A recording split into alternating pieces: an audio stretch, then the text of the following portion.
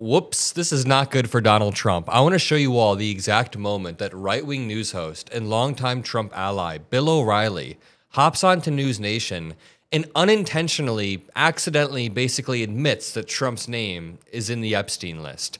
In the process of detailing a months-old conversation that he had with Trump behind closed doors, one-on-one, he accidentally plays Trump's Epstein hand for him. I'm going to walk you through all the developments that we've seen over the past 24 hours before I even do, because there's some interesting stuff. For example, Epstein's brother went on to Piers Morgan and was like, hey, I think that they're doing a cover-up for Trump. Trump and Epstein were best friends. We'll get into this. First, I just want to say we can't forget the fact that there is a big, ugly bill that passed exactly 1 week ago that's going to strip Medicaid away from Americans. Donald Trump and Elon Musk are falling out while Elon Musk is raking in dough due to the Trump admin. The corruption is insane. So I just want to make sure we're not losing sight of how dystopian this all is, including the immigration policy. We'll talk about this all in videos throughout the day, but I think it's important to bring that up. Let's watch this clip of Epstein's brother, Mark Epstein, talking to Piers Morgan. You got Bundy, you got Patel, you got Barr. All of these people work for Trump, okay? So if they're covering up for somebody, who do you think they might be covering up for? So you think they're covering up for President Trump? People look at all of us. Everybody is looking at little pieces of this and coming up with kind of theories. But people really take the time, because there's a lot of facts, there's a lot of information. People who take the time and really investigate this thoroughly all come to the pretty much conclusion that maybe Trump was behind this. Wow. Well, maybe Jeff was killed to quiet him. Wait, who was president when Jeffrey Epstein died? I can't remember. You think President Trump has something to do with Epstein, with your brother being killed? I wouldn't write that off. Because if you look at all of the evidence we have and all of the facts, not opinions, and all of the facts, that wouldn't be something I would dismiss. I mean, that's an extraordinary thing to say, but there is zero evidence that Donald Trump had anything to do with your brother's death. Well, somebody did. Very, very interesting. And really quickly, I always get a lot of comments like this. Adam, I've been watching since 200,000 subs, and I just realized I wasn't even subscribed. Fixing that now. So make sure you scroll down, click join, and join the Adam Mockler feed. Thank you. Have you guys heard of Alexander Acosta? Interestingly enough, I went on Piers Morgan's show and pointed this exact thing out.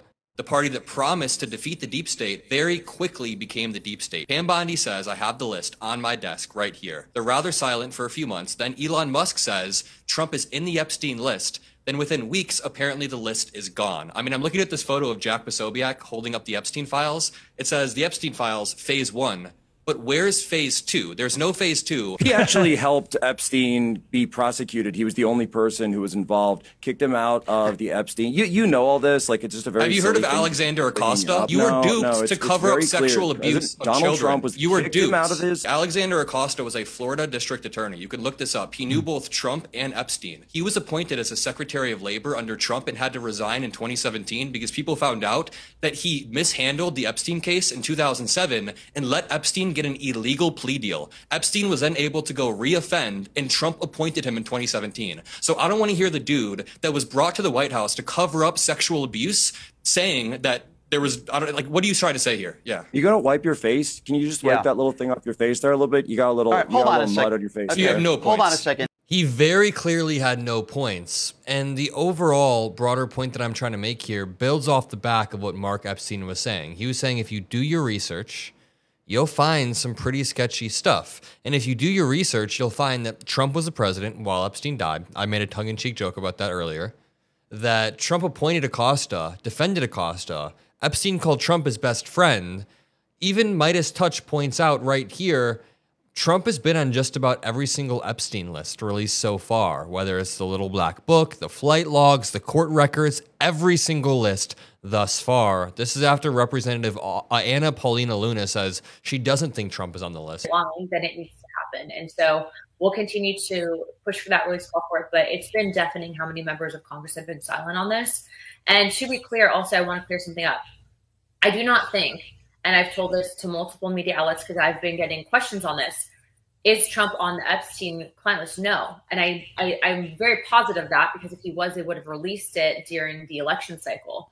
But what I do know, and what I'm seeing right now across, every aspect, whether it's rich, poor. It's such a weak talking point. There are so many ways to push back on the fact. Maybe the Biden admin wanted to protect the victims' names. They didn't want Trump's victims to be political pawns during an election cycle. That could be it. This says Trump's alleged victims. This says Trump has been on just about every single Epstein list released so far. Let me show you this clip of Bill O'Reilly, and let me know what you think about what he's saying. I talked to President Trump man to man, eye to eye, on St. Patrick's Day about this and the Kennedy files and the King files. It was all one conversation. And he said, and I agree, there are a lot of names associated with Epstein that had nothing to do with Epstein's conduct. They maybe had lunch with him, or maybe had some correspondence for one thing or another. If that name gets out, those people are destroyed, because there's not going to be any context. Media doesn't care about context. So you can't do that. You can't destroy human beings by putting out the files, whatever they may be.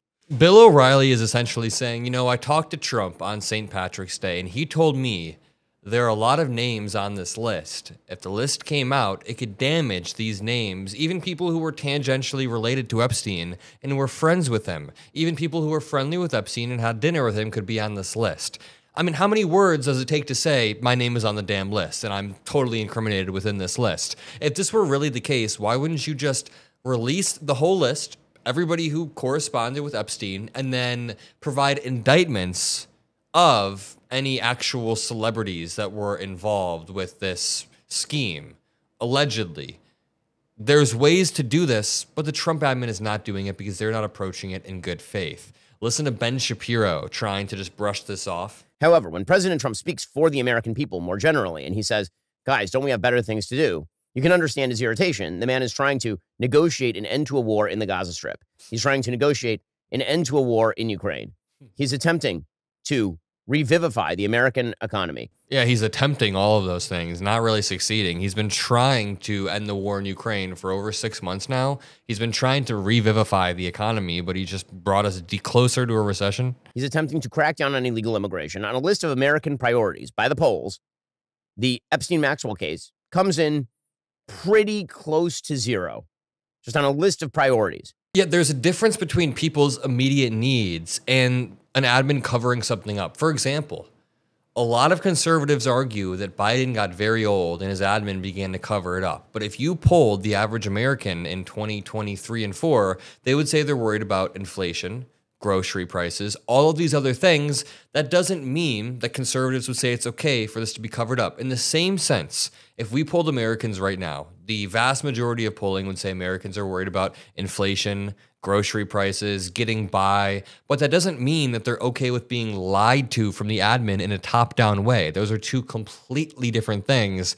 But Ben Shapiro, I guess, is not only okay being lied to, he likes being lied to. Overall, let me know what you guys think in the comment section below. I love to hear from you all. I'll see you in the next video, and peace out.